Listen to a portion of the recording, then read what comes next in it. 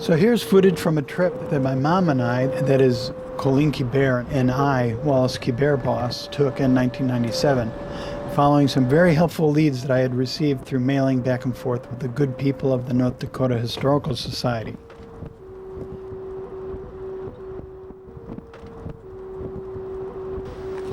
And then there's this buffalo down here, isn't it? Yeah.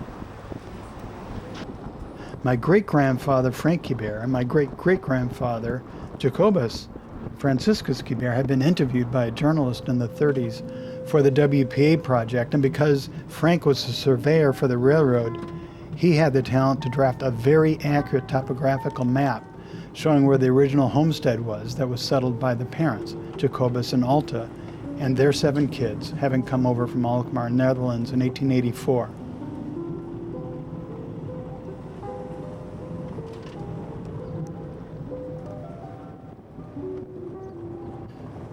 And Mom and I headed out from North Dakota in the hope that we'd find some of what was left from their having lived in the area. I'll bet you they had to move a lot of rocks when they arrived here. Yeah.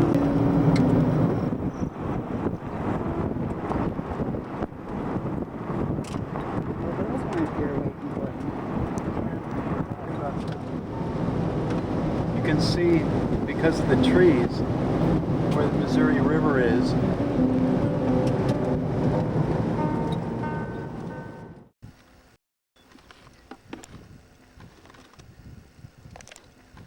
And sure enough, we found the jog in Square Butte Creek that Frank had delineated near Mandan, North Dakota. That's exactly what Frank showed. Square Butte Creek that we saw back there. It was heading, and Frank has it east-west. And so it makes a lot of sense that the house was somewhere around here. And we might as well be suspicious that that's the place right there. And while we were there, Mom recalled being in the family Model A with her own father, Coe, who let out the clutch and drifted down the hill for effect as his mom, Ann Pathman Kiebert, gasped. The way she sounded, according to Mom, was, "Oh, Coe."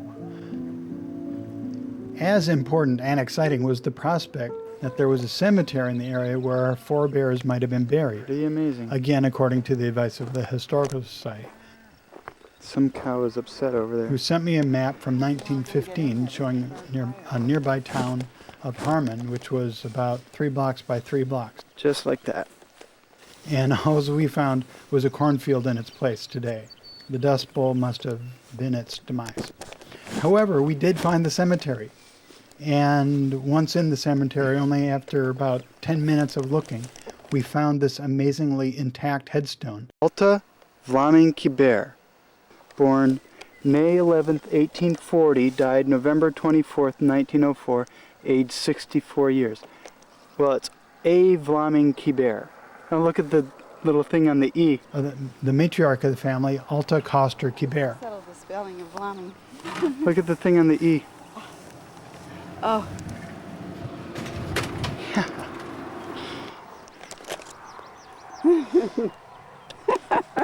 We found it. Oh, that's great. Well, no, Jacobus would be here too. And actually, what doesn't make sense is that she's just on her own. Jacobus should be nearby. A headstone for Jacobus Franciscus was not to be found. So I was looking, but it was while I was filming that I found all across the unmarked grave next to Alta. I noticed right here, there's these tulip blades, I think they are. There were many tulip blades all about. Which tells me that Jacobus probably was buried right here. I mean, I'm a terrible green thumb, but I don't see these anywhere else. Those are tulip blades, right? Yes. They sure are. Isn't that great? They sure are. I don't see them anywhere else. No, they're like right here. They're not even on Altas. I mean,